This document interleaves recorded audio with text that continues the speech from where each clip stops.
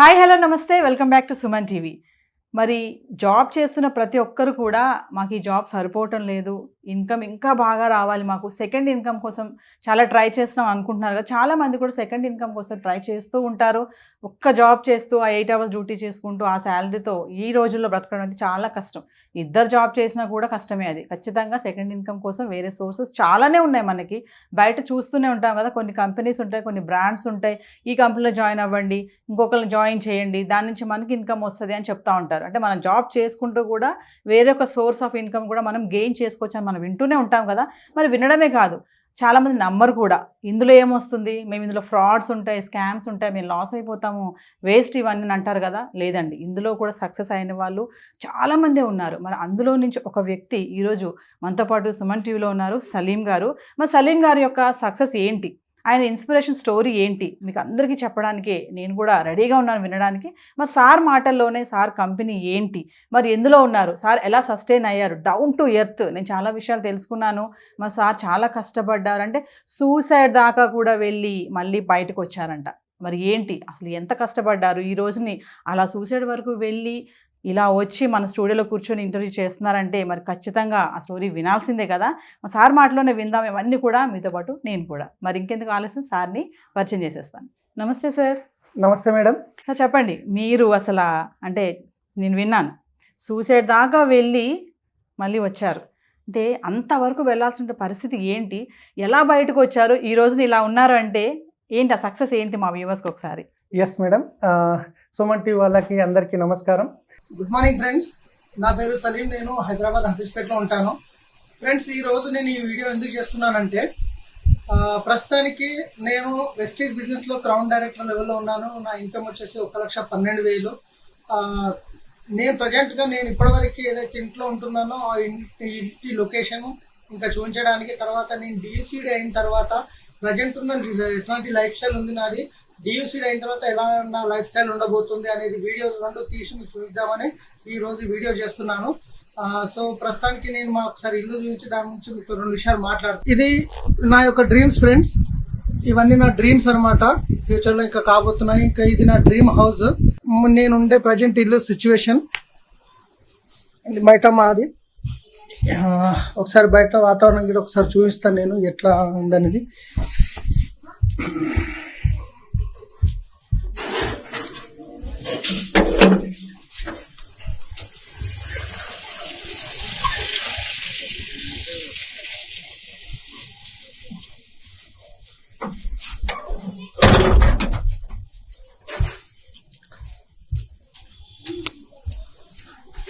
Friends, ఇది మా ఇంటి యొక్క వాతావరణం, మేము ఉండే సిచ్యువేషన్, ఈ ఇంట్లో ఉంటున్నాము.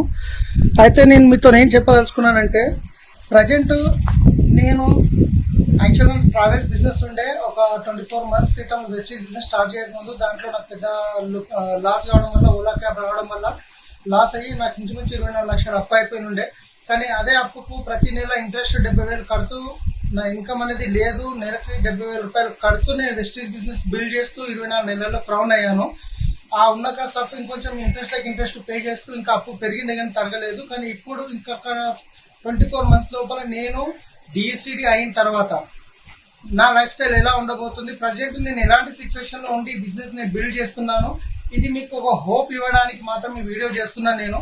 నేనున్న పరిస్థితుల్లో చేస్తున్నానంటే మీరు 100% చేసి సక్సెస్ అవుతారు. తర్వాత ఈ డిఎస్సిడి అయిన తర్వాత నేను ఈ వీడియో రిలీజ్ చేస్తాను, అప్పటి వరకు చేయను. Thank you friends, wish you well. ప్రతి ఒక్కరు చేయగలుగుతారు. Thank you.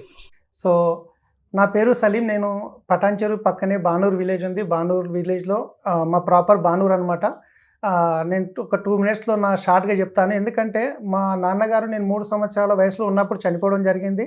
సో మా అమ్మ మాకు ఇంకో పెద్దన్న ఉంటాడు, ఇద్దరిని చదివించే ప్రయత్నం చేసింది. కానీ 7th class వరకు నేను చదువుకున్నాను. పరిస్థితులు అంటే తినడానికి తిండి లేని పరిస్థితి ఎప్పుడు, ఎందుకంటే మా అమ్మ కూలి పని చేస్తుండే. సో అక్కడ నుంచి నేను 7th class వరకు చదువుకొని ఆపేసి బీడీఎల్లో యాన్సిలరీ అని ఉంది, అక్కడ పనిచేయడం జరిగింది. 450 రూపాయలు జీతం ఉండేది. మళ్ళీ అక్కడ నుంచి ఇంకొంచెం ఎక్స్ట్రా ఎక్కడన్నా దొరుకుతుందంటే అక్కడికి వెళ్ళిపోయేవాడిని. పక్కనే కోలా ఫారం ఉండేది, మారుతి హ్యాచరీస్ అని, అక్కడ పని చేశాను. డైలీ 50 రూపాయలు లేబర్ లాగా ఇచ్చేదనమాట. అక్కడ నుంచి ఒక డ్రైవింగ్ నేర్చుకున్నాను ట్రాక్టర్ ద్వారా. ఆ డ్రైవింగ్ నేర్చుకొని ఇంకా డ్రైవర్గా పోతే ఇంకా ఎక్కువ జీతం వస్తుంది అనే ఉద్దేశంతో బీడీఎల్ యాన్సిలరీలో ఒక ఎంప్లాయీ దగ్గర అరుణకుమారి మేడం అని ఉంటారు, వాళ్ళ దగ్గర అంబాసిడర్ కార్ మీద డ్రైవర్గా పనిచేశాను. సో అక్కడ 1 ఇయర్ తర్వాత వాళ్ళు కారు అమ్ముకున్నారు, ఎందుకంటే పాత కారు మళ్ళీ రిపేర్ వస్తుందని. అప్పుడు మళ్ళీ హైదరాబాద్లో సోమాజిగూడలో ఒక కార్ మెకానిక్ పరిచయం ఉంటే ఆయన ద్వారా ఒక డ్రైవర్ జాబ్ దొరుకుతుందనే అవకాశంతో ఆయన అడిగితే ఆయన హైదరాబాద్లో టీసీఎస్లో ఒక ఎంప్లాయీ దగ్గర పెట్టించడం జరిగింది. సో అక్కడ పనిచేస్తున్న ఇంచుమించు 6,500 జీతం వస్తుంది అక్కడ. అదే సిచ్యువేషన్లో నా పెళ్లి అవ్వడం జరిగింది. 6,500 జీతం వచ్చినప్పుడు మీ పెళ్లి అయింది? నా పెళ్లి అయింది, పాప పుట్టింది, ఖర్చులు పెరిగిపోయినాయి, సరిపోవట్లేదు. సో ఇంకేదన్నా చేయాలి అని నేను డేలో ఈ డ్యూటీ చేస్తుంటే నైట్లో మళ్ళీ సిటీ ట్యాక్సీ నడిపిస్తుంటే బేగంపేట ఎయిర్పోర్ట్ ఉన్నప్పుడు. సో ఆ తర్వాత మళ్ళీ ఖర్చులు పెరిగిపోయినాయి, ఇంకేమన్నా ఎక్స్ట్రా ఇన్కమ్ వస్తే బాగుంటుంది, ఎక్కువ జీతం వస్తే ఆలోచిస్తున్న టైంలో హైదరాబాద్లో శంషాబాద్ ఎయిర్పోర్ట్ ఓపెన్ అయింది. అక్కడ మేరు క్యాబ్ అని ఒక 600 క్యాబ్ల డ్రైవర్ల రిక్వైర్మెంట్ ఉందంటే అక్కడికి వెళ్ళి నేను చూశాను, ఇంటర్వ్యూ ఇచ్చాను. సో అక్కడ వెహికల్ ఇవ్వడం జరిగింది వాళ్ళు. సో అక్కడ నడిపాను, ఒక 4 సంవత్సరాల వరకు నడిపించాను. చాలా బాగా నడిచింది. నెలకి బయట అయితే 15,000 సంపాదించే వాళ్ళం, అక్కడ 40,000-45,000 వరకు సంపాదించాం. రాత్రి బావులు కష్టపడ్డాం, మంచిగా ఉండేది.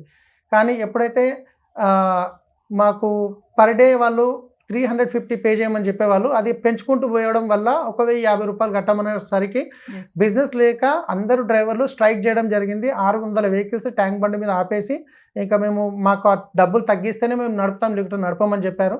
ఇప్పుడు 45 డేస్ ఖాళీ కూర్చోవడం వల్ల ఇంట్లో తినడానికి మళ్ళీ కిరాయి రెంట్ కట్టాలి కాబట్టి ఆ టైంలో నేనేం చేశాను, స్ట్రైక్ ఎప్పుడు కంప్లీట్ అవుతుందో తెలియక మా వైఫ్ దగ్గర ఉన్న కొన్ని పెళ్లికి పెట్టిన కొంచెం బంగారం ఉంటే లోన్లో కుదబెట్టి ఒక కార్ తీసుకున్నాను. ఆ కార్ తీసుకొని నాకున్న పాత కస్టమర్లకు సర్వీస్ ఇస్తున్న టైంలో నాకు బుకింగ్స్ ఎక్కువ రావడం వల్ల మా ఫ్రెండ్స్ గిట్ట నాతో పాటు కార్లు తీసుకున్న వాళ్ళకి నేను ఆ బుకింగ్స్ ఇచ్చేవాడిని. సో ఆ టైంలో డాట్ క్యాబ్ లాంటివి ఉండేది, వాళ్ళు అక్కడ అటాచ్ చేస్తే 7,500 కట్టాల్సింది.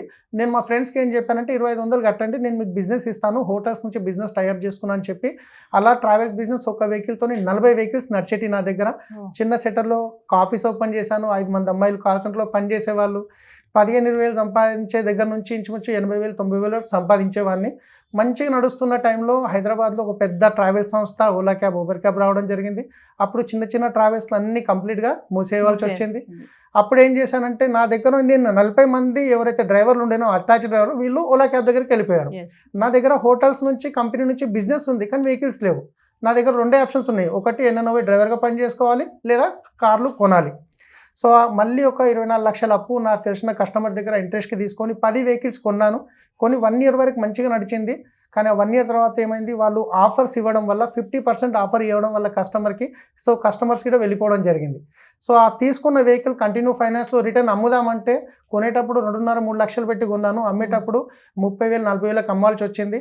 ఆ 24 లక్షలకి ఇంట్రెస్ట్, 2 వెహికల్స్ అమ్మాలి, ఇంట్రెస్ట్ కట్టాలి, 2 వెహికల్స్ అమ్మాలి, ఇంట్రెస్ట్ కట్టాలి. అలా చూస్తూ చూస్తూ వెహికల్స్ వెళ్ళిపోయింది, అప్పు అట్లనే మిగిలిపోయింది. మా వైఫ్ దగ్గర ఉన్న గోల్డ్ ఏదైతే ఉందో కంప్లీట్గా అది గిట్ట వెళ్ళిపోయింది. సో కంప్లీట్గా జీరోకి వచ్చేసాను అనమాట. ఇంకా అంత కష్టపడినా కూడా ఏం చేయాలో అన్ని చేసుకుంటూ వచ్చారు బ్రతకడానికి. చిన్న జాబ్ అని పెద్ద జాబ్ అని ఏమీ లేదు, అన్ని చేసుకుంటూ వచ్చారు. ఇక అక్కడికి వచ్చిన తర్వాత 24 లక్షలు అప్పు ఉంది. సో కార్లు వెళ్ళిపోయినాయి, ఆ కొన్న ఒక ఇల్లు ఉండే అది గిట్ట వెళ్ళిపోయింది, బంగారం వెళ్ళిపోయింది, అప్పుల బాధలు ఎక్కువైనాయి. నెల తిరిగేసరికి 70,000 ఇంట్రెస్ట్ కట్టాలి. సో ఇంట్లో తినడానికి తిండి లేని పరిస్థితి, అంటే చాలా కష్టం అయిపోయింది. మా వైఫ్కి తెలియదు ఇంత పెద్దగా అప్పు అయిందన్న విషయం. సో ఈ అప్పులలో ఒక ఆయన చిట్టి డబ్బులు కట్టేది ఉండే. ఒకరోజు నైట్ ఆయన ఫోన్ చేసి 2 నెలల సంది కట్టలేదని తిట్టేసరికి ఆ రోజు మా వైఫ్, మా పిల్లలు వాళ్ళ అమ్మోళ్ళ దగ్గరికి ఒక చిన్న దావతుందని వెళ్తే ఆ రోజు నైట్ అనుకున్నాను, ఇక ఈరోజు ఈ 70 ఇంత అప్పు నేను కట్టలేను, నెలకి 70,000 మిత్తి, 24 లక్షలు నాకు ప్రాపర్టీస్ ఏం లేవని ఆ రోజు నిర్ణయం తీసుకున్నా ఇంకా సూసైడ్ చేసుకోవాలని. మంచం మీద వండుకున్న, ఫ్యాన్ తిరుగుతుంది, నేను కౌంట్ చేస్తున్నా ఇంకొక 5 నిమిషాలు, ఇంకొక 4 నిమిషాలని. కానీ అంతలో మా బాబు ఫేస్ గుర్తుకొచ్చింది. ఇంట్లోకి నేను వెళ్ళేటప్పుడు డాడీ 5 రూపాయలు అని అడుగుతుండే. ఒకవేళ నేను సూసైడ్ చేసుకుంటే నా పిల్లల భవిష్యత్తు రేపు అడుకునే పరిస్థితి వస్తుందని సూసైడ్ చేసుకోలేదు. కానీ అప్పుడు నేను భగవంతుని ప్రేయర్ చేశాను. సో నిజంగా భగవంతుడు పంపించినట్టు నేను ఎవరి దగ్గర అయితే క్యాబ్ డ్రైవర్గా పనిచేశాను, అరుణకుమారి మేడం, వాళ్ళ కాల్ వచ్చింది. సలీం చాలా రోజులైంది, ఒకసారి నువ్వు పిల్లలతో నువ్వు ఫ్యామిలీతో మా ఇంటికి రా, నీకు ఒక బిజినెస్ గిట్ట చెప్తామని చెప్పారు. బిజినెస్ అంటే నా ఆల్రెడీ మైండ్ బ్లాక్ అయి ఉంది. సరే అక్కడ ఒక జైరాబాద్ దిక్కు రాయకోడ అనే విలేజ్లో ఒక పెళ్ళికి వెళ్ళేది ఉండే, డిన్నర్కి. వెళ్తూ కలుద్దామని వెళ్తే ఆమె వెస్టీజ్ గురించి చెప్పడం జరిగింది. కానీ ఫస్ట్ టైం నేను గిట్ట నమ్మలేదండి వెస్టీజ్. ఎందుకంటే ఇలాంటి కంపెనీలు ఎన్నో వస్తుంటాయి పోతుంటాయి, రాత్రి వస్తాయి, మోసం చేస్తుంటాయి, రిలేషన్స్ ఖరాబ్ అవుతాయి అని చెప్పేసి నేను నమ్మలేదు. కానీ వాళ్ళ దగ్గర పని చేశాను కాబట్టి కాదనలేక, రెండోది ఫ్రీ జాయినింగ్, ఆధార్ కార్డు ఇస్తే నా పీడ పోతుంది అనే ఉద్దేశంతో నేను ఆమె కాదనలేక జాయిన్ అయ్యాను. కానీ ఆమె బల్మిక్ చేసి ప్రోడక్ట్ తీసుకోమంటే కొన్ని నైట్ క్రీము ఒకటి ఉంటుంది వెస్టేజ్లో, నీమ్ సోప్ ఉంటుంది, నీమ్ సోప్ అది తీసుకున్నాను. వాడిన తర్వాత బాగుంది అంటే మళ్ళీ ఎక్కడ బిజినెస్ చేయమంటారు అని చెప్పి బాగుంది అని కూడా చెప్పలేదు. కానీ నా అదృష్టం నిజంగా బాగుంది. 2 రోజుల తర్వాత వాళ్ళ అప్లైన్ కుల్కర్ణి సార్ అని ఉంటారు, ఆయన తీసుకొని మళ్ళీ ఒకసారి వస్తాను నీ దగ్గరికి, మేము టోల్షేకి వెళ్తున్నామంటే ఆ రోజు వచ్చి మళ్ళీ దీని గురించి చెప్పినప్పుడు కొంచెం అర్థం చేసుకున్నాను, ఎందుకంటే అప్పుడు పాజిటివ్గా ఉన్న ప్రోడక్ట్ బాగుంది అని. ఆ తర్వాత మళ్ళీ ప్రోడక్ట్ తెచ్చుకున్నా, వాడాను, బాగా అనిపించినాయి. తర్వాత నమ్మకం వచ్చింది ఇంకొంచెం. అంటే వెస్టేజ్ అన్నారు కదా మీరు, అంటే వెస్టేజ్ అంటే విన్నాం మేము కూడా బయట. కాకపోతే ఏంటంటే కంపారిజన్ ఏంటి బయట దొరికే ప్రోడక్ట్స్కి వెస్టేజ్ ప్రోడక్ట్స్కి? అంటే ప్రైస్ పరంగా కానీ, హెల్తీ ప్రోడక్ట్సా, ఆర్గానిక్ ప్రోడక్ట్సా, అసలు ఏంటి డిఫరెన్షియేషన్ ఏముంటుంది? సో ముందు పేరు మీరు వెస్టేజ్ అన్నారు మేడం, యాక్చువల్గా దానికి ఒక్క మీనింగ్ చెప్తాను నేను. అసలు వెస్టేజ్ ఎందుకు పెట్టారు? వెస్టేజ్ అంటే నేను గిట్ట అనుకున్న స్టార్టింగ్ లో ఇంతమంది లక్షల్లో ఇన్కమ్ సంపాదించే అవకాశం ఉన్నప్పుడు కంపెనీకి వేరే పేరేం దొరకలేదా, వెస్టేజ్ ఎందుకు పెట్టిన అనుకున్నా. కానీ వాస్తవానికి వెస్టేజ్ అంటే చెత్త, కానీ వెస్టీజ్, అది కంపెనీ పేరు వెస్టీజ్. అంటే ఒక ఎడారిలో మీరు ఎక్కడ పోనో తెలియని పరిస్థితిలో, ఎక్కడ మీకు దారి కనిపించట్లేదు, అలాంటి టైంలో కొందరు నడుచుకుంటూ వెళ్ళిన పాదాల ముద్రలు చూసుకుంటూ మీరు మీ యొక్క గమ్యాన్ని చేరుకునే ప్రాసెస్ని వెస్టీజ్ అంటారు అనమాట. అందుకే కంపెనీ పేరు వెస్టీజ్. సో ప్రోడక్ట్ అంటే చూస్తున్నాం మేడం, మార్కెట్లో చాలా రకాల ప్రోడక్ట్ వస్తుంటాయి పోతుంటాయి, కానీ వెస్టీజ్లో ఉన్న ప్రోడక్ట్ ఏవైతే ఉన్నాయో జెన్యూన్ ప్రోడక్ట్స్. ఎందుకంటే ఇప్పుడు మార్కెట్లో ఒక ప్రోడక్ట్ వచ్చింది అనుకోండి, ఎన్నో మనం వేరే ప్రోడక్ట్స్ వస్తుంటాయి చూస్తాం. ఈ రోజు ఉన్న ప్రోడక్ట్ రేపు మనకు అదే కంపెనీ నుంచి బయటికి వెళ్ళిన ప్రోడక్ట్ వస్తుందా రాదా మనకు గ్యారంటీ లేదు. కానీ వెస్టేజ్లో ఏంటంటే మ్యానుఫ్యాక్చరింగ్ నుంచి డైరెక్ట్ కస్టమర్కి వస్తుంది కాబట్టి మధ్యవర్తులు ఎక్కడ చేతులు మారే అవకాశం లేదు. ఇంకొకటి ఏంటంటే మీరు బయట ఏ బ్రాండ్ చూసినా 2-3 సంవత్సరాలకు అప్డేట్ అవుతుంటుంది, కానీ వెస్టేజ్లో 20 సంవత్సరాల నుండి అప్పుడు తయారైన ప్రోడక్ట్ ఇప్పటికి అదే బ్రాండ్ వస్తుంటుంది. ఎందుకంటే క్వాలిటీలో నెంబర్ 1 ఉంటుంది, కస్టమర్కి క్వాలిటీ గ్యారంటీ ఇస్తుంది. కస్టమర్కి ఏం చెప్తుంది కంపెనీ అంటే, ఫస్ట్ మీరు వాడండి, వాడిన తర్వాత మీకు నచ్చలేదు 30% వాడి రిటర్న్ ఇచ్చేయండి, మీ డబ్బులు మీరు తీసుకోండి అంటుంది. అంత మంచి గ్యారంటీ ఇస్తుంది. న్యాచురల్ ప్రొడక్ట్స్ ఉంటాయి, అది వాడితే మీరే చెప్తారు, నేనైతే మీకు చెప్పలేదు కానీ అంత బాగుంటాయి ప్రొడక్ట్స్. సార్ ఇంకొకటి, ఇప్పుడు వెస్టేజ్లో కొత్తగా జాయిన్ అయిన వాళ్ళు బిజినెస్ని ప్లాన్ చేయాలంటే ఆ ప్రాసెస్ ఎలా ఉంటుంది? సో వెస్టేజ్లో చూడండి మేడం, ఈరోజు మార్కెట్లో చాలా కంపెనీలు వచ్చి 10,000 కట్టండి, 20,000 కట్టండి, అవి తీసుకోండి, సూట్లు తీసుకోండి, జీవితంలో ఒకేసారి కట్టాలని పాపం చాలా మందిని ట్రాప్లో దించేసి మోసం చేస్తుంటాయి. కానీ వెస్టేజ్లో ఎలాంటి ₹1 పెట్టుబడి పెట్టే అవసరం లేదు. మీకు ఎవరైతే వెస్టేజ్ గురించి చెప్పారో వాళ్ళకు ఒక ఐడి ప్రూఫ్, అది గిట్ట ఓటర్ ఐడి కావచ్చు, డ్రైవింగ్ లైసెన్స్ కావచ్చు, ఆధార్ కార్డు కావచ్చు, రేషన్ కార్డు కావచ్చు, పాస్పోర్ట్, ఏదో ఒక ఐడి ప్రూఫ్తో మీరు ఐడి జనరేట్ చేసుకుంటారు. ఆ తర్వాత మీరు ఆన్లైన్లో పర్చేజ్ చేసుకోవచ్చు, లేదా ఫిజికల్ స్టోర్స్ ఉంటాయి, అక్కడికి వెళ్ళి మీకు ఎంత అవసరమో అంతే కొనవచ్చు. ఇంతే కొనాలి అనే రూల్ ఉండదు, ఇంతమందిని కట్టించాలి, ఇంతమందిని జాయిన్ చేయాలి, ఎలాంటి రూల్స్ ఉండవు. స్టార్ట్ చేయాలనుకున్న వాళ్ళకి సింపుల్ ప్రాసెస్, తెలిసిన వాళ్ళ ద్వారా ఒక రెఫరల్ ఐడి ద్వారా స్టార్ట్ చేసుకోవచ్చు. నేను కొంతమంది దగ్గర విన్నాను సార్, వెస్టేజ్ ప్రోడక్ట్స్ అంటే కొంచెం ఆర్గానిక్ ఉంటాయి, హెల్దీ ప్రోడక్ట్స్ అని అంటారు. మరి బయట చూసుకుంటే నౌవేడేస్ ఏంటంటే చాలా ఆర్గానిక్ ప్రోడక్ట్స్ వచ్చేసాయి, ఆర్గానిక్ ఫుడ్స్ అని చెప్పేసి మనం చూస్తూనే ఉన్నాం కదా. కంపేర్ టు వెస్టేజ్కి వాటికి డిఫరెన్షియేషన్ ఏముంటుంది? అంటే అక్కడ కూడా ఆర్గానికే కదా, అంటే ఆర్గానిక్లో కూడా ఇంకో ఆర్గానిక్ అంటే డిఫరెంటేషన్ ఎలా ఉంటుంది అంటారు అసలు? సో ఇప్పుడు ఎగ్జాంపుల్ తీసుకుంటే మనం ఒక సబ్బు తీసుకుందాం. సబ్బులో మీకు గ్రేడ్ 1, గ్రేడ్ 2, గ్రేడ్ 3 ఉంటుంది. అంటే టీఎఫ్ఎం ఏదైతే ఉందో 75, 76%, 60 అట్లా ఉంటాయి కదా. సో ఇది మన దగ్గర ఏదైతే సోప్ ఉంటుందో గ్రేడ్ 1 76% టీఎఫ్ఎం అనేది ఉంటుంది. న్యాచురల్ ప్రొడక్ట్ ఉంది, నీమ్, తులసి, పుదీనాతో తయారైంది. సో చాలా బాగుంటుంది. రెండోది వచ్చేసి హెల్త్ సప్లిమెంట్స్ ఉంటాయి మేడం, నిజంగా మిరాకిల్ ప్రొడక్ట్స్ మేడం. నాకే వెస్టేజ్లకు రాకముందు చాలామంది చెప్పుకోవడానికి సిగ్గుపడతారు. ఫైల్స్ అనేటివి ఉంటాయి చూసారా, అది బాడీలో హీట్ ఎక్కువ అవడం వల్ల ఫైల్స్ రూపంలో వస్తుంది. అలాంటి ఫుడ్ సప్లిమెంట్స్ ఉన్నాయి, నేను వాడాను, నాకు చాలా మంచిగా క్యూర్ అయింది. ఎందుకంటే ఫైల్స్ అనేది బాడీలో హీట్ జనరేట్ అవ్వడం వల్ల వస్తుంది. సో మన దగ్గర నీమ్ అంటే వేపాకుతో తయారైంది, అలోవేరా అంటే కలబందతో తయారైంది, ఆమ్లా అంటే ఉసిరిగాలతో తయారైంది. ఇది బాడీలో టెంపరేచర్ని కంట్రోల్ చేస్తుంది కాబట్టి ఫైల్స్ అనేది తగ్గుతుంది. అట్లాంటి సప్లిమెంట్స్ ఉంటాయి, అంటే కెమికల్ గోళీలు కాదు, నేను డాక్టర్ని కాదు, మనం తినే ఆహారంలో దొరకనటువంటి పోషకాలను మనకు సప్లిమెంట్ రూపంలో ఇస్తుంది కంపెనీ. అంటే హెల్త్ సప్లిమెంట్స్ ఉంటాయి, ఫుడ్ సప్లిమెంట్స్ కూడా ఉంటాయి దీంట్లో? ఎస్ మేడం, హెల్త్ సప్లిమెంట్స్ ఉంటాయి, మనం తినే ఆహారంలో దొరకనటువంటి పోషకాలు దొరుకుతాయి, ఇంట్లోకి వాడుకునే ప్రోడక్ట్స్ ఏవైతే ఉన్నాయో సో ఇప్పుడు బట్టలు ఉతికే లిక్విడ్ కానీ, పేస్ట్ కానీ, సబ్బు కానీ చాలా మంచి ప్రొడక్ట్స్ ఉంటాయి. అలాగే అగ్రికల్చర్లో కూడా ఒక ఆర్గానిక్ ప్రొడక్ట్స్ ఉంటాయి. అంటే ఎటువంటి అది మనిషి తీసుకుంటే ఎలాంటి సైడ్ ఎఫెక్ట్ ఉండనటువంటి ప్రొడక్ట్ గిట మనకు అగ్రికల్చర్ ప్రొడక్ట్స్ ఉన్నాయి. కలర్ కాస్మెటిక్స్ ఉంటాయి మేడం. మీరు చాలామంది సినిమా హీరోలు చూసినట్లయితే చాలామంది లేడీస్కి క్యాన్సర్ లాంటివి వస్తున్నాయి. ఎందుకంటే దాంట్లో పారాఫిన్ అనే ఒక ప్రోడక్ట్ కెమికల్ ఉంటుందని. కానీ మన దగ్గర ఉన్న కాస్మెటిక్స్లో పారాఫిన్ ఫ్రీ ఉంటుంది. రెండోది మీరు లిప్స్టిక్ పెట్టుకున్న లేడీస్ ఎవరైనా కానీ ఇట్లా అన్నప్పుడు లోపలికి వెళ్తుంది. కానీ మన దగ్గర ఉన్న లిప్స్టిక్లో ప్రోటీన్ ఉంటుంది. అది లోపలికి వెళ్ళిందంటే ప్లస్ పాయింటే కానీ సైడ్ ఎఫెక్ట్స్ అలాంటి న్యాచురల్ ప్రొడక్ట్స్ ఉంటాయి. కాబట్టి కంపెనీ 20 సంవత్సరాల నుంచి నడుస్తుంది మేడం. ఎస్. అంటే వెస్టేజ్లో నిత్యావసర వస్తువులు ఉంటారు కదా, అంటే ఏమేమి దొరుకుతాయి అసలు? ఇప్పుడు ఒక ఇంట్లో ఫ్యామిలీ మెంబర్స్ మనం కిరాణాకి వెళ్తాం, మంత్లీ గ్రాసరీ ఐటమ్స్ అంటాం కదా, మీ దగ్గర ఏమేమి ప్రోడక్ట్స్ దొరుకుతాయి అసలు? సో సబ్బులు, పేస్టులు, బ్రష్లు, హెయిర్ ఆయిల్, షాంపూలు, వంట నూనెలు, తర్వాత మంచి నూనె ఇదవుతుంది, ఇలాంటివన్నీ. కాకపోతే పిండి, బియ్యము, ఉప్పు, షుగర్ లాంటివి తప్ప మిగతావన్నీ మీకు మార్కెట్లో దొరికే ప్రతి ప్రోడక్ట్ దొరుకుతుంది. 400కి పైన ప్రోడక్ట్ కంపెనీ ఓన్గా మ్యానుఫ్యాక్చరింగ్ చేస్తుంది. ఇప్పుడు వంట నూనె అన్నారు, కమింగ్ టు ఇప్పుడు బయట చూస్తే ఆయిల్స్ అసలు అది వాడండి, ఇది వాడండి, ఈ ప్యాకెట్ ఆయిల్ వాడొద్దని చెప్పేసి ఆ ఆయిల్ వాడాలి, బ్రాండెడ్స్ చెప్తున్నారు కదా. మరి మీ దగ్గర వెస్టేజ్లో ఎందుకు ఆయిల్ తీసుకోవాలి మేము అంటే? సో యాక్చువల్ చూస్తే మేడం ఈరోజు సగం కంటే ఎక్కువ రోగాలు వస్తున్నాయంటే బయట మార్కెట్లో దొరికే వాడే నూనె వల్ల వస్తున్నాయి. ఎందుకంటే మీకు తెలుసు పల్లి నూనె ఉంటుంది, సన్ఫ్లవర్ ఆయిల్ ఉంటుంది. కానీ ఈరోజు ఎంతమంది సన్ఫ్లవర్ వండిస్తున్నారు, ఎంతమంది పల్లి వండిస్తున్నారు, పాపులేషన్ పెరుగుతుంది. సో బయట ఇంత కెమికల్స్ ఉంటాయి మీకు తెలుసు, నేను చెప్పాల్సిన అవసరం లేదు. కానీ ఇక్కడ వచ్చేసి ఇది ఏంటంటే రైస్ బ్రాండ్ ఆయిల్ అంటారు. తౌడుతో తయారవుతుంది, బియ్యం గింజ పైన వచ్చే తౌడుతో తయారవుతుంది. ఇది 0 కొలెస్ట్రాల్ ఉంటుంది. సో ఇది వచ్చేసి మీరు బయట నూనె తీసుకొని పొయ్యి మీద ఒక 175 డిగ్రీ గరం చేసిరు అనుకోండి, మీకు పొగలు వస్తాయి. అదన్నీ ఒక 2-3 సార్లు గరం చేసి చల్ల చేస్తే క్వాలిటీ చేంజ్ అవుతుంది, థిక్నెస్, కలర్ చేంజ్ అవుతుంది, థిక్నెస్ పెరుగుతుంది. కానీ మన రైస్ బ్రాండ్ ఆయిల్ ఏదైతుందో 300 డిగ్రీస్ గరం చేసినా కానీ పొగలు రావు. మీరు ఎన్నిసార్లు గరం చేసి చల్ల చేసినా సేమ్ కలర్, సేమ్ క్వాంటిటీ ఉంటుంది. సో 0 కొలెస్ట్రాల్ ఉంటుంది. 50% వాడితే చాలు. బయటది మీరు 100 ml వేస్తున్నారు అనుకోండి, ఇది 50 ml సరిపోతుంది.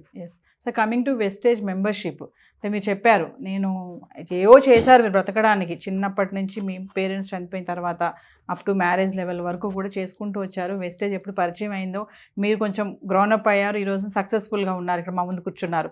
అంటే ఏంటి అసలు వెస్టేజ్లో ఆ జాయినింగ్ సిస్టమ్ ఏంటి, దానిలో ఇన్కమ్ గెయిన్ చేయొచ్చు అంటే ఎట్లా, అంటే మంత్లీ ఎంత మేము గెయిన్ చేయొచ్చు, అసలు మాకేం అవగాహన లేదు, వెస్టేజ్లో నేను జాయిన్ అవ్వాలనుకున్న వాళ్ళకి మీరేం చెప్తారు? సో అన్నిటికంటే ముందు వెస్టేజ్ స్టార్ట్ చేసినాక చాలామంది చేసే పొరపాటు ఏంటంటే స్టార్ట్ చేసి ప్రోడక్ట్ వాడకుండానే వేరే వాళ్ళకి చెప్పే ప్రయత్నం చేస్తారు. అలా చేయకుండా ఫస్ట్ కంపెనీ ఏమంటుంది, ప్రోడక్ట్ మీద రాసి ఇస్తుంది. మీకు ఒకవేళ ప్రోడక్ట్ నచ్చలేదంటే 30% వాడినాక రిటర్న్ ఇచ్చేయమని చెప్పేసి. ఫస్ట్ ఎవరైనా కానీ స్టార్ట్ చేయాలనుకుంటే ఫస్ట్ ప్రోడక్ట్ వాడి చూడండి. కన్జ్యూమర్గా స్టార్ట్ చేసిన తర్వాత ఎస్ మీకు నచ్చింది, బాగుంది, నేను వేరేలోకి చెప్పాలనుకున్నా అన్నప్పుడు మాత్రమే వేరేలోకి చెప్పండి. ఎందుకంటే మీరు వాడుకున్నప్పుడు ఇమీడియట్లీ మీకు 45% బెనిఫిట్ వస్తుంది. ఎందుకంటే బయట మార్కెట్లో మనము ఏ ప్రోడక్ట్ తీసుకున్నా ఎంఆర్పి పైన వస్తుంది. కానీ ఇక్కడ చాలామంది పొరపాటు ఎక్కడ పడతారంటే ఒక ఎంఆర్పి ఉంటే ఎంఆర్పి మీద రాదు, డిస్కౌంట్ ప్రైస్లో వస్తుంది. 15 to 20% ప్లస్ 10% ఫ్రీ ప్రోడక్ట్స్ ఇస్తుంది కంపెనీ, 5% కన్సిస్టెన్సీ బెనిఫిట్ ఇస్తుంది, లాయల్టీ ప్రోగ్రామ్ ఇస్తుంది. ఇంచుమించు మనకు 45% బెనిఫిట్ వస్తుంది మీరు యాజ్ ఏ కన్జ్యూమర్గా షాప్ చేంజ్ చేయడం వల్ల. మీకు ఇంత బెనిఫిట్ వచ్చినప్పుడు, ప్రోడక్ట్ నచ్చినప్పుడు ఆటోమేటిక్గా మనం వేరే వాళ్ళకి షేర్ చేస్తాం. అలా షేర్ చేయడం వల్ల నెట్వర్క్ పెరిగిన కొద్దీ టర్నోవర్ పెరుగుతుంది, టర్నోవర్ మీద ఇన్కమ్ అనేది వస్తుంది. సార్ ఇంకొక విషయం ఏంటంటే వెస్టేజ్ ప్రోడక్ట్స్ ప్రైసెస్ చాలా ఎక్కువ ఉంటాయి అన్న టాక్ అయితే ఉంది, దానికి సలీం గారు ఏం చెప్తారు? సో నిజం మేడం, నేను గిట్ట అనుకున్నాను బయట మనం వాడే ప్రోడక్ట్ ఏదైతే ఉందో తక్కువ రేటుకి వస్తుంది, ఇది కొంచెం ఎక్కువ ఉంది అనిపించింది. కానీ ఎవరైనా ఎంఆర్పి చూస్తాం. కానీ నేను ఇంతకుముందు చెప్పాను ఎంఆర్పి ఏదైతే ఉందో దాని ఎంఆర్పి మీద 45% బెనిఫిట్ అవుతుంది. ఈ అసలు విషయం చాలామందికి తెలియదు. అది ఎప్పుడు తెలుస్తుందంటే వాళ్ళు వాడితే కానీ తీసుకుంటే కానీ తెలుస్తుంది. ఎంఆర్పి అలవాటు ఉంది కాబట్టి ఎంఆర్పి చూస్తాం, కానీ 45% బెనిఫిట్ వస్తుంది. ఆ రెఫర్ చేస్తే వచ్చే ఇన్కమ్ తర్వాత ఇన్కమ్. అది జస్ట్ మీరు కన్జ్యూమర్గా షాప్ చేంజ్ చేస్తే 10 to 20% discount, 5% cash back, 10% free product, 20% consistency benefit, ఇవన్నీ 45% బెనిఫిట్ అవుతాయి. సో నేను రీసెంట్గా చూశాను మార్కెట్లో వెళ్ళి, సూపర్ మార్కెట్ నుంచి కొన్ని ప్రోడక్ట్ తీసుకొచ్చాను. రెగ్యులర్గా మినిమం రిక్వైర్మెంట్ అయ్యే ప్రోడక్ట్ ఒక 2000 రూపాయల ప్రోడక్ట్ తీసుకున్నాను. సేమ్ ప్లేస్లో మన వెస్టేజ్ ప్రోడక్ట్ గిట్ట ఒక 2000 రూపాయల ప్రోడక్ట్ తీసుకున్నాను. సేమ్ అక్కడ 3 సబ్బులు తీసుకుంటే ఇక్కడ 3 సబ్బులు, అక్కడ ఒక పేస్ట్ తీసుకుంటే ఇక్కడ పేస్ట్, వెస్టేజ్ బ్రాండ్ తీసుకున్నాను. కంపేర్ చేస్తే 90 రూపాయలు డిఫరెన్స్ వచ్చింది. మార్కెట్ ప్రోడక్ట్కి మన ప్రోడక్ట్ 90 రూపాయలు ఎక్కువ ఉంది, కానీ 45% బెనిఫిట్ తగ్గింది. మళ్ళీ అంటే మార్కెట్ కంటే తక్కువ వచ్చినట్టు. సలీం గారు, ఈరోజు మీరు ఈ వెస్టేజ్లో ఏ లెవెల్లో ఉన్నారు? దీంట్లో ఏవో లెవెల్స్ ఉంటాయి కదా, గోల్డ్ అని సిల్వర్ అని మేము వింటూ ఉంటాం. కొన్ని కంపెనీస్లో ఉంటాయి కదా లెవెల్స్ ఉంటాయి, జాయిన్ అయ్యాక గోల్డ్ లెవెల్ అని సిల్వర్ లెవెల్ అని ఏదో మిలీనియం సమ్ ఉంటాయి. మీరు ఏ లెవెల్లో ఉన్నారు ఈరోజు? సో ఫస్ట్ దీంట్లో ఒక స్టార్ట్ అయ్యి కాగానే డైరెక్టర్ అనే లెవెల్ ఉంటుంది. డైరెక్టర్ తర్వాత silver, gold, star, diamond, crown, UCD, DCD, DUCD అని ఉంటుంది హైయెస్ట్ లెవెల్ మేడం. అలా నేను డియూసీడీ హైయెస్ట్ లెవెల్లో ఉన్నాను. సో డియూసీడీ అంటారు. తర్వాత నా టీంలో 13 మంది డియూసీడీలు గిట్ట ఉన్నారు. ఆ తర్వాత 3 months consistency 10 lakhs plus income తీసుకునే వాళ్ళను విఎంసీఎం మెంబర్ అంటారు, వెస్టేజ్ మిలీనియర్ కౌన్సిల్ మెంబర్ అంటారు. సో నేను ఇప్పుడు ఆ లెవెల్లో ఆల్మోస్ట్ హైయెస్ట్ లెవెల్లో ఉన్నాను మేడం. మా టీంలో గిట్ట ఆ లెవెల్లో ఉన్నారు. ఓకే, అంటే మీరు ఒక దగ్గర జీతం తీసుకున్న నుంచి ఇప్పుడు మీరు వేరే వాళ్ళకి ఇచ్చే లెవెల్కి వచ్చేసారు మీరు. అవును మేడం, ఇంచుమించు 5,70,000 మంది నెట్వర్క్ ఉన్నారు. దాంట్లో మా టీంలో సో మా అప్లయన్స్ అంటారు చరణ్ సింగ్ గారు అని గోల్డ్ మెడలిస్ట్ ఉస్మానియా యూనివర్సిటీలో చదువుకున్నారు. ఇందర్బీర్ సింగ్ గారు అని చెప్పేసి ట్రెడిషనల్ బిజినెస్ కోట్లలో టర్న్ ఓవర్ ఉంటుంది. సత్యనారాయణ కుల్కర్ణి గారు ఉంటారు, ఆయన ఒక ఇంజనీర్. ఎస్. సో ఫైనల్గా సలీం గారు, మరి మా వ్యూవర్స్కి చాలా మనం స్టార్టింగ్లో చెప్పుకున్నట్టుగా కొన్ని ఫ్రాడ్స్ ఉంటాయి, కొన్ని కంపెనీస్ సరిగ్గా ఉండవు, జాయిన్ అయ్యాక వాళ్ళు చీట్ చేయడం ఇలాంటివన్నీ ఉంటాయి కదా. మీరు అందులో ఉన్నారు కాబట్టి వెస్టేజ్లో మీకు ఒక అవగాహన వచ్చింది కాబట్టి మీరు మంచి పొజిషన్లో ఉన్నారు కాబట్టి మా వ్యూవర్స్కి ఏం చెప్తారు ఓవరాల్గా మీరు? సో నేను ఒకటే చెప్తాను, చాలామంది ఇక్కడ ఇలాంటి చూసిన తర్వాత ఫస్ట్ టైం వాళ్ళకి తెలియదు. నేను ఒకటే చెప్తున్నాను అందరికీ, మీరు ఒకవేళ ఏదన్నా డైరెక్ట్ సెల్లింగ్ పేరు మీద ఎవరన్నా మీ దగ్గరకు వచ్చిరంటే ఒకటి చూడండి, అన్నిటికంటే ముందు కంపెనీ ఎప్పుడు స్టార్ట్ అయింది, ఎన్ని సంవత్సరాలు అయింది, రైట్. రెండోది వచ్చేసి దాంట్లో ప్రోడక్ట్ ఎలాంటి ప్రోడక్ట్స్ ఉన్నాయి. ఎందుకంటే కొందరు వస్తారు బట్టలను, బాసన్లను, అవ్వను 10,000 కట్టండి, 20,000 కట్టండి, 30,000 కట్టండి, మీ డ్రీమ్ గురించి జీవితంలో ఒక్కసారి కట్టలేరా అని చెప్తారు. ఒక్క రూపాయి అన్న ఎక్కడన్నా కడుతున్నారు అంటే అది 100% మీకు మోసం ఉంటుంది.